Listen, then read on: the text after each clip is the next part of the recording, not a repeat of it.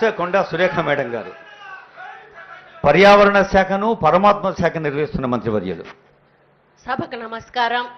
ఈరోజు మరి జయశంకర్ తెలంగాణ వ్యవసాయ విశ్వవిద్యాలయంలో మన సీఎం గారి చేతుల మీదుగా వన మహోత్సవ కార్యక్రమాన్ని ప్రారంభించుకున్న శుభ సందర్భంలో వేదిక మీద ఉన్నటువంటి పెద్దలకు, మన అన్న రేవంత్ రెడ్డి అన్నకు, అదేవిధంగా వచ్చిన అతిథులకు, అధికారులకు మరియు పత్రికా మిత్రులకు, నాయకులకు, కార్యకర్తలకు అందరికీ నా హృదయపూర్వక నమస్కారం.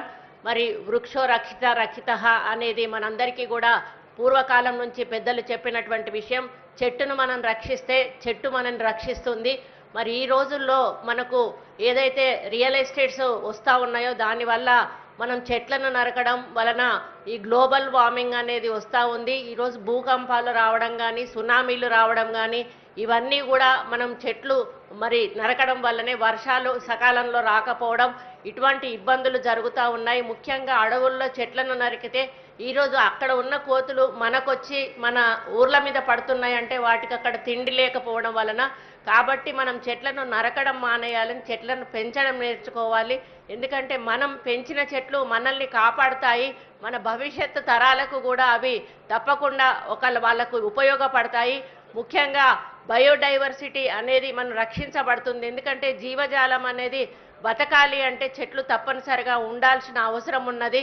కాబట్టి మనం చెట్టు అవసరాన్ని గుర్తించుకొని మనం చెట్టును పెంచి మరి పెద్ద చేసి మనల్ని మనం రక్షించుకోవాలి. మన సమాజాన్ని, మన భవిష్యత్తు తరాలను కూడా రక్షించాలి. దాంట్లో ప్రతి ఒక్కరూ పాత్రదారులు కావాలి. మనిషి ఒక చెట్టు నాటినా కూడా సరిపోతుంది. మరి ఈసారి మా పీసీసీఎఫ్ గారు అన్నట్టుగా 100% రీచ్ కావడానికి ప్రతి ఒక్క డిపార్ట్మెంట్ కూడా సహకరించాలని తెలియజేసుకుంటూ, ఇక్కడ వచ్చిన మీరందరూ కూడా దీన్ని ఒక ఉద్యమం లాగా ముందుకు తీసుకెళ్లి మనం 100% రీచ్ అయ్యే విధంగా మీరు మొక్కలను నాటి ఈ యొక్క మరి మన భౌగోళిక పరిస్థితులను బాగుపరచాలని చెప్పి తెలియజేసుకుంటూ మరి అవకాశం ఇచ్చిన పెద్దలకు ధన్యవాదాలు తెలియజేసుకుంటూ సెలవు తీసుకుంటాం.